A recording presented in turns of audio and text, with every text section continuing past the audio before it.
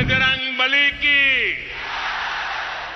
बजरंगबली की, बजरंगबली की। इधर कांग्रेस ने कर्नाटक विधानसभा चुनाव के लिए अपने घोषणा पत्र में बजरंग दल पर बैन लगाने की बात कही और उधर प्रधानमंत्री नरेंद्र मोदी ने बजरंग बली की जय बोलकर कांग्रेस पर जोरदार हमला बोल दिया।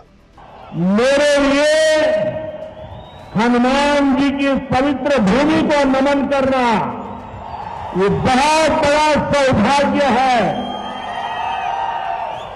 लेकिन दुर्भाग्य देखिए, जब मैं आज हनुमान जी की पवित्र भूमि को प्रणाम करने के लिए आया हूं, उसी समय कांग्रेस पार्टी ने अपने मैनिफेस्टो में बजरंग बली को थाने में बंद करने का निर्णय किया है। दिलचस्प बात यह है कि आज कर्नाटक में जिस कांग्रेस के घोषणा पत्र की वजह से बजरंग दल एक बार फिर सुर्खियों में आया है, एक वक्त पर यूपी में उसी कांग्रेस की सरकार ने इनकार करके बजरंग दल के गठन की नींव रख दी थी। कैसे हुआ बजरंग दल का जन्म? बात अक्टूबर 1984 की है। विश्व हिंदू परिषद की पहली धर्म संसद में मंदिर आंदोलन की शुरुआत हुई। इसके साथ ही राम जानकी रथ यात्रा के नाम से नियमित रूप से शोभा यात्रा निकालने की शुरुआत हुई। इसका मकसद था लोगों को हिंदुत्व के बारे में अधिक से अधिक बताया जाए। यात्रा के आयोजकों को धमकी मिली तो विश्व हिंदू परिषद ने यूपी सरकार से यात्रा को सुरक्षा देने की मांग की, लेकिन यूपी सरकार ने सुरक्षा देने से इनकार कर दिया। तब कुछ युवाओं ने अपनी ओर से इस यात्रा को सुरक्षा प्रदान करने का ऐलान कर दिया। इन युवाओं के संगठन को बजरंग दल का नाम मिला। विवादों का साथी बजरंग दल। कर्नाटक में बजरंग दल पहली बार चर्चा में नहीं आया है। इससे पहले ये अलग अलग कारणों से सुर्खियों में रहा है। तटीय कर्नाटक क्षेत्र में अक्टूबर 2008 में चर्चों पर हुए हमलों के बारे में भी इस संगठन का नाम आया था। इसके बाद बीएस येदियुरप्पा के नेतृत्व वाली भाजपा सरकार ने हमलों की जांच के लिए न्यायमूर्ति बीके सोमशेखर की अध्यक्षता में एक आयोग का गठन किया था। सितंबर 2009 में तत्कालीन येदियुरप्पा सरकार के समक्ष रखी गई एक अंतरिम रिपोर्ट में आयोग ने बजरंग दल जैसे दक्षिणपंथी गुटों के शामिल होने की बात कही थी। ऐसे कई मौके आए जब बजरंग दल पर अल्पसंख्यकों के ऊपर हमलों का आरोप लगा। अप्रैल 2022 शिमोगा कर्नाटक। अप्रैल 2022 में कर्नाटक के शिमोगा जिले में बजरंग दल के 5 कार्यकर्ताओं को कथित तौर पर हलाल मांस बेचने के लिए एक मुस्लिम व्यापारी पर हमला करने के आरोप में गिरफ्तार किया गया था।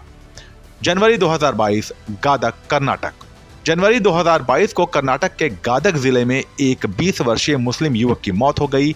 युवक कथित रूप से बजरंग दल के सदस्यों सहित एक समूह द्वारा हमले के दौरान लगे चाकू की चोट से घायल हुआ था। नवंबर 2021 बेल्लूर कर्नाटक। नवंबर 2021 को बजरंग दल के कार्यकर्ताओं के एक समूह ने कथित तौर पर बेल्लूर शहर के जीसस प्रेयर हॉल में एक प्रार्थना सभा को इस आधार पर रुकवाया कि वहां जबरन धर्मांतरण हो रहा था। जून 2018 बेल्लारी कर्नाटक।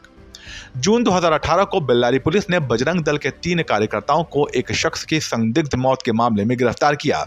इन्होंने मृतक पर आरोप लगाया था कि वह अवैध रूप से मवेशियों की तस्करी कर रहा था। मार्च 2013 उडुपी कर्नाटक। मार्च 2013 को उडुपी जिले के मुंडुबेले में एक ईसाई प्रार्थना घर पर हमले के दौरान बजरंग दल के कार्यकर्ताओं द्वारा कथित रूप से हमला किया गया। पुलिस के मुताबिक इस घटना में 7 लोग घायल हो गए थे। कार्यकर्ताओं ने वहां धर्मांतरण की गतिविधियां चलाने की बात कही थी। कर्नाटक के बाहर भी विवाद। कर्नाटक ही नहीं, देश के दूसरे राज्यों में भी अलग अलग घटनाओं में बजरंग दल का नाम आता रहा है।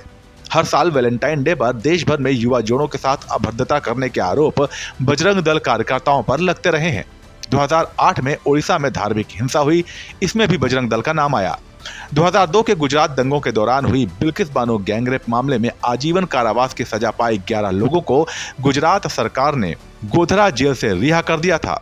उनकी रिहाई के बाद इन लोगों का कथित तौर पर बजरंग दल और विश्व हिंदू परिषद के सदस्यों ने माला पहनाकर स्वागत किया। बजरंग दल और प्रतिबंध।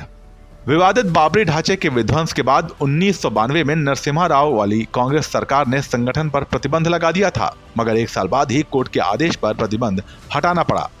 सितंबर 2008 में भी कांग्रेस ने बजरंग दल और विश्व हिंदू परिषद पर प्रतिबंध लगाने की मांग की थी। अक्टूबर 2008 में राष्ट्रीय अल्पसंख्यक आयोग ने कर्नाटक में ईसाई स्थलों पर हमलों में कथित भूमिका के लिए बजरंग दल और वीएचपी पर प्रतिबंध लगाने की सिफारिश की थी। बजरंग दल के नेक काम। भूकंप, बाढ़ जैसी आपदा के वक्त सेवा कार्यों में भी बजरंग दल के कार्यकर्ता हिस्सा लेते रहे हैं। दल की वेबसाइट के मुताबिक दैवीय आपदा पर सहायता शिविर, दुर्घटना के समय सहायता के लिए बजरंग दल हमेशा तत्पर रहता है। संगठन से जुड़े कार्यकर्ता अलग अलग जगहों पर रक्तदान शिविर का भी आयोजन करते रहे हैं। 2014 में बजरंग दल ने एक ही दिन में 82,000 यूनिट रक्तदान कराने का दावा किया था। वृक्षारोपण, जल संरक्षण, स्वास्थ्य शिविरों का आयोजन भी बजरंग दल करता रहा है। बजरंग दल पर आपकी क्या राय है, हमें कमेंट सेक्शन में बताइए और ऐसे ही दिलचस्प जानकारियों के लिए बने रहिए जनसत्ता के साथ। नमस्कार।